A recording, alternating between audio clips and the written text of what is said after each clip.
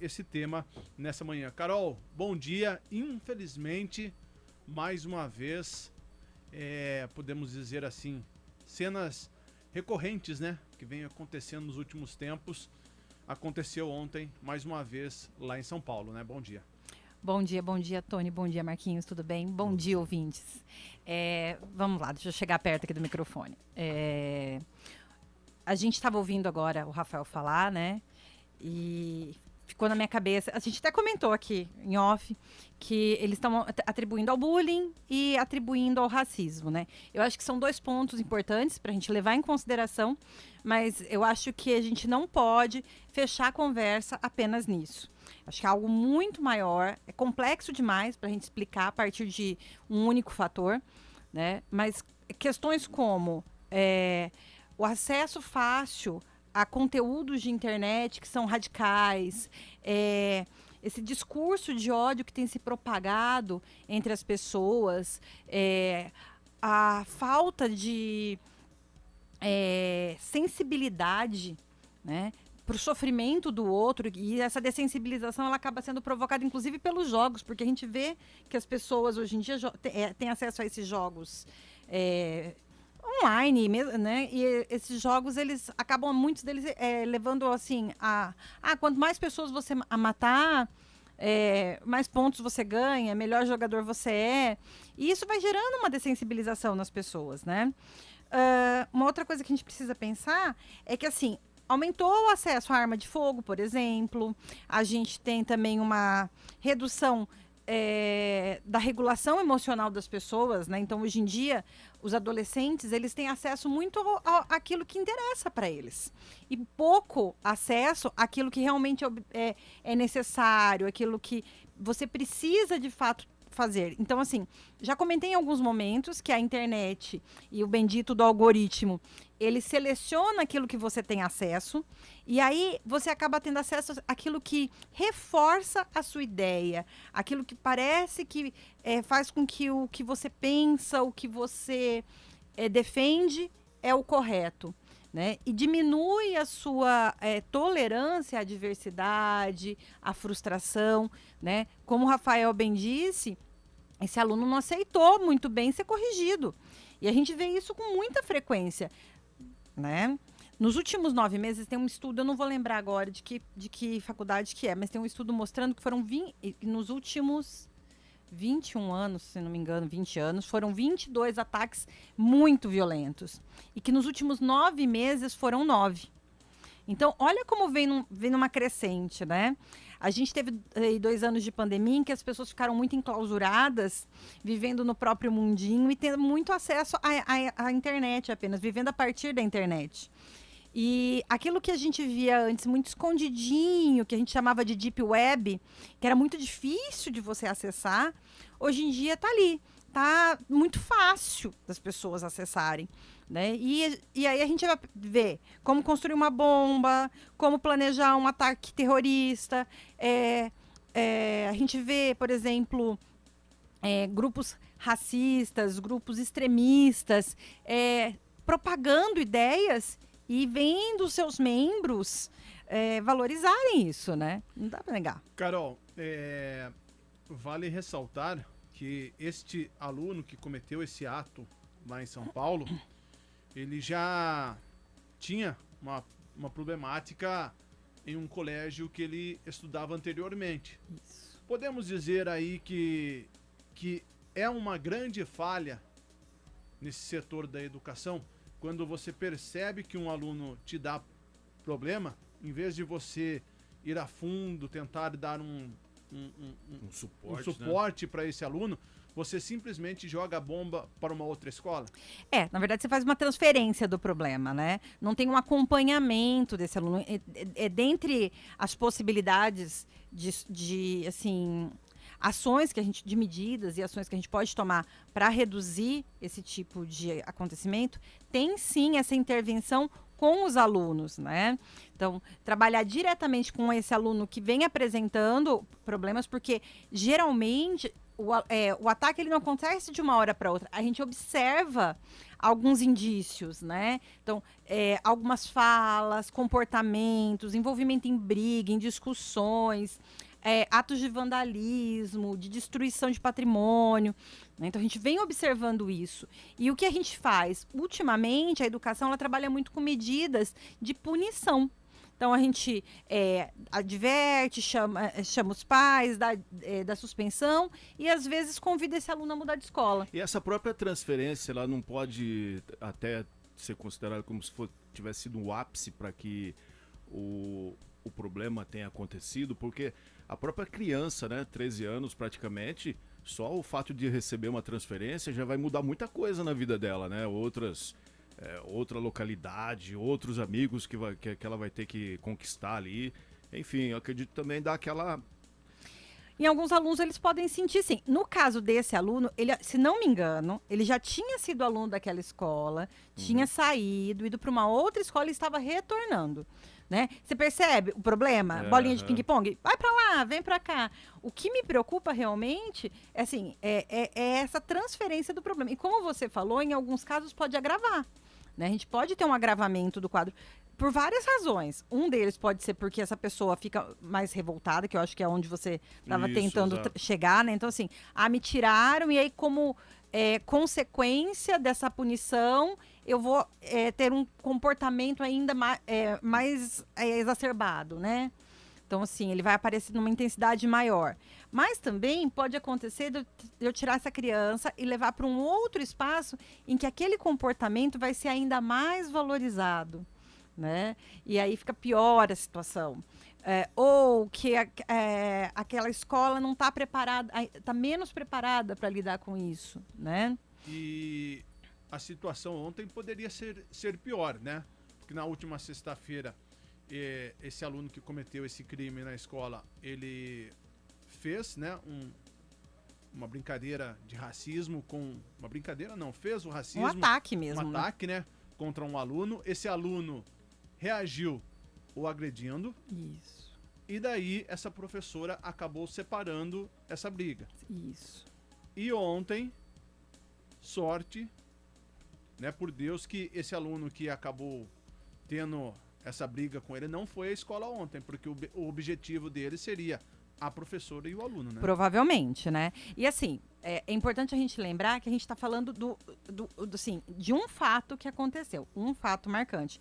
Pelo que eu ouvi, e aí eu não tenho como dizer se é verdade ou não, esse aluno ele já vinha planejando isso há algum tempo.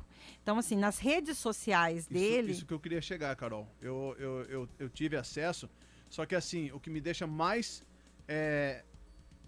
perplexo, podemos dizer assim, é de ninguém ter visto isso e ter comunicado a alguém, porque ele não fez esses comentários em um mundo escuro da internet. Uhum. Ele foi no Twitter e ele fez 2 postagens. Vocês acham que faço amanhã e ver o que vai acontecer sem um armamento decente ou não? Essa postagem ele fez no domingo. Isso, dentro de uma subcomunidade, né? No Twitter ele fez. No Twitter? No Twitter. Por isso que eu fiquei mais assim, perplexo com a situação. E depois ele fez outra postagem ontem pela manhã. Irá acontecer hoje. Esperei por esse momento minha vida inteira. Tomara que consiga alguma kill, né? Pelo menos minha ansiedade começa a atacar por conta disso. Enfim, me desejem boa sorte. Olha a ousadia, né? E assim, olha eu tentando chamar atenção, né? Eu tô tentando chamar atenção, eu tô tentando mostrar que eu posso, que a gente também tem que lembrar que a maior parte dos ataques são cometidos por homens, não todos, mas a maior parte deles são cometidos por homens, né? E aí tem a questão também da nossa cultura, que é uma cultura que incentiva a violência, principalmente entre os homens. A gente trabalha pouco com resolução de conflito, a partir da conversa, do diálogo, né? Então, assim, uma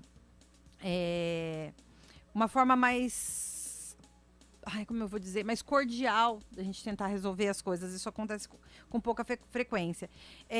Falta nas escolas, né? A gente já tem um projeto que foi aprovado para psicólogos e para assistentes sociais dentro do ambiente escolar. E eu acho que faltam esses profissionais dentro do ambiente escolar. Por quê? Porque numa situação como essa, é possível desenvolver projetos para trabalhar a aceitação das diferenças, para construir junto com esses alunos conceitos que são importantes, né? Sobre a aceitação do outro, sobre convivência social, até mesmo sobre regras, né? Para desenvolver habilidades sociais. A gente pode estar trabalhando também com aceitação de si mesmo, com outras formas de reconhecimento, né, que não seja o like da internet, que não sejam as pessoas comentando aquilo que você está fazendo, porque para chegar numa atitude extrema dessa, essa pessoa estava buscando uma aceitação também muito grande, né? Postando as coisas desse jeito, ele estava buscando uma aceitação, estava buscando ser validado de alguma maneira. E se ele postou é porque ele sabia que ele ia encontrar de alguma maneira isso na internet, agora, né? só um ponto que nem o Tony leu aí, né? Que ele expôs, já mostra que ele esperou a vida toda, né? Por esse momento. Então, vai saber também se não é problemático realmente, né? A gente sabe que a maior parte dessas pessoas, elas têm problemas psiquiátricos, né? Elas têm algum transtorno que não foi diagnosticado. Mas é um menino de 13 anos, né? Se não me engano, no Brasil, o mais jovem, assim, a pessoa que praticou um ataque e é mais jovem, tinha 10 anos. É muito pequeno, né? 10 anos é muito... Então, assim, lembra que eu já falei isso? O córtex, ele está em formação ainda, né? Então, essa identificação do que é certo, do que é errado, juízos de valor, ainda estão em construção, estão em desenvolvimento. E aí eu coloco esses cérebros em desenvolvimento, em contato com a realidade. Não com a realidade, não, pelo contrário, com discursos extremistas, com essas comunidades que fomentam mesmo a violência, fomentam essa segregação. Então, e é exatamente aí que eles entram, né? Exatamente. Gente, se vocês lembrarem, a semana retrasada que eu vi, né, 15 dias atrás, eu falei sobre um discurso misógino, né, que é um discurso de ódio contra as mulheres. Sim. Né? Então, assim, que também estava onde? Na internet, né? E que estava crescendo. Então, assim, a gente precisa repensar um pouquinho, né? Refletir um pouquinho sobre o que a gente vem assistindo e o que a gente tem permitido que os nossos filhos assistam. Às vezes a gente não permite literalmente, a gente não vai lá e autoriza, não, pode ver isso. Mas muitas vezes a gente não consegue acompanhar, né? E a falta de discussão em casa, e discussão aí não é no sentido de conflito, de briga, mas no sentido de conversar, de trazer outras realidades, muitas vezes contribui para que a gente não tenha esse discernimento. Né? Isso me assusta bastante. As pessoas têm falado muito assim, precisa colocar mais câmera, precisa ter um profissional treinado dentro da escola.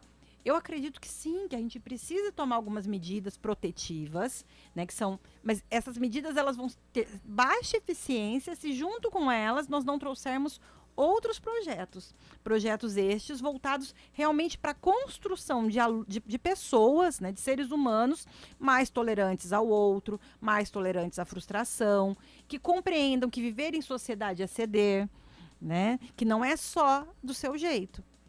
Porque se não houver um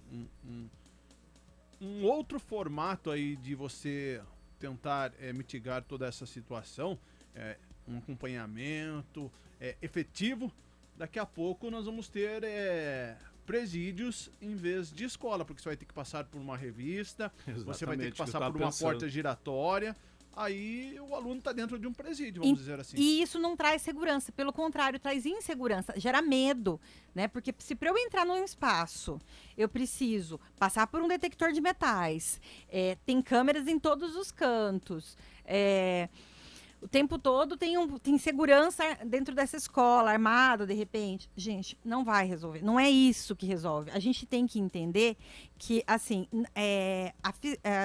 como é que eu vou dizer? A fiscalização, ela funciona enquanto o fiscal está ali.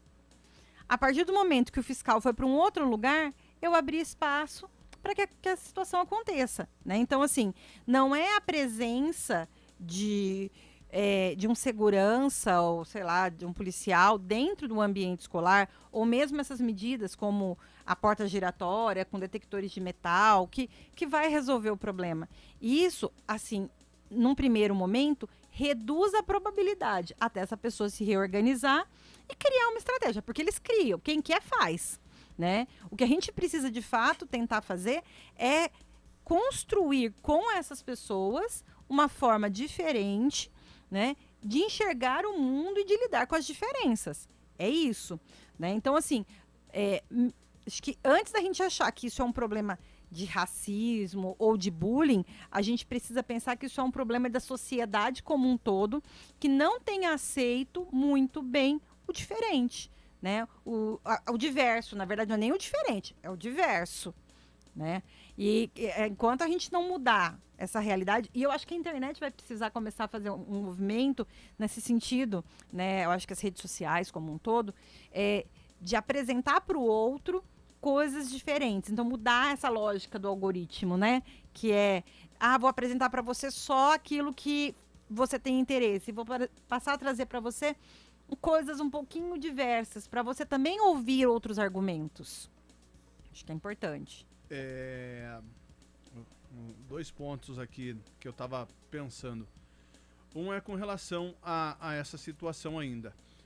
A escola tinha câmeras de segurança, a gente pôde, a gente que está no meio jornalístico, teve acesso a essas imagens, e você nota que ele atinge a primeira professora, que foi ali fatal. Sim. Né? E depois ele corre atrás de alguns alunos, e eu não sei se é funcionário da escola, se é outra professora, ele atinge uma professora que ela chega a cair no chão, aí ela começa podemos dizer assim, uma luta corporal com esse aluno para tentar desarmar esse aluno. Ela consegue segurar ele, depois vem outras 2 pessoas, outras 2 mulheres, e uma delas até dá um mata-leão nele, que aí sim consegue desarmá-lo e contê-lo, esse aluno. Então, 16 anos... 13. 13 anos, 1,50 m, 1,60 m. Mas tem a força, né, gente, né? que a adrenalina liberada traz, né? A gente sabe que pessoas em situações extremas liberam uma quantidade muito grande de adrenalina, e aí elas acabam realizando atos que a gente não consegue imaginar. Isso também vale para os professores, né? Mas vamos lá. Como vai ser trabalhar e frequentar um espaço em que eu me sinto amedrontado? Enquanto a gente não fizer um trabalho envolvendo e eu falo toda a comunidade escolar, porque assim, eu não tenho que fazer um trabalho só com os alunos, eu tenho que fazer um trabalho com os alunos, eu preciso fazer um trabalho com os professores e funcionários, mas eu também preciso fazer um trabalho com esses pais, né, de sensibilização mesmo para esse momento que nós estamos vivendo, que é um momento em que estar dentro de casa não é garantia de não estar tendo contato com coisas ruins. Antes a gente falava assim, eu não quero que você ande com fulano, né? Fulano é uma companhia. Hoje a gente não precisa falar isso, porque eles não saem praticamente, né? Mas eles estão tendo acesso a grupos que também trazem influência, né? E às vezes uma influência muito maior, porque eles só vivem aquilo. Eles têm acesso apenas àquilo que se torna um mundo deles. Então, por exemplo, ter cometido esse ato por esse aluno, talvez para ele seja uma coisa assim, que ele esteja se sentindo muito grande. Tanto que ele tinha, acho que, contato, ou tinha coisas, daquele aluno de 2019 que atacou a escola, acho que em Suzano, né? Então, assim, o cara de 2019 virou um ídolo, né, para esse pessoal. Uma referência. Isso há 4 anos, né? Há 4 anos atrás. Ou seja, o córtex ainda nem existia. E nós tivemos um episódio não muito distante que poderia ser pior aqui na cidade vizinha de Montemor, né? Exatamente. Então imagina como esse mundo escuro da internet está andando aqui em Capivari, em Ilha Solsta, em Mombuca, em Rafar, em todo o nosso território nacional. Nós estamos vivendo uma mudança social e nós precisamos entender que essa mudança social precisa ser acompanhada de mudanças na forma de pensar e de agir em relação às crianças, principalmente adolescentes, né? Carol, só pra gente concluir, né? Você fala sobre a criança... Você consegue ter um espelho do que a criança está consumindo na internet, né? Final de semana eu tava zapeando aí pela TV, aí eu parei em um determinado programa e era a mãe e o filho. E o programa de TV tocava um trechinho da música e passava a imagem do artista ali pro filho poder tentar decifrar quem que era, né? Alguns passaram refletindo o que ele consome, eu acho que na internet. Ah, é o patati patatá sem fantasia.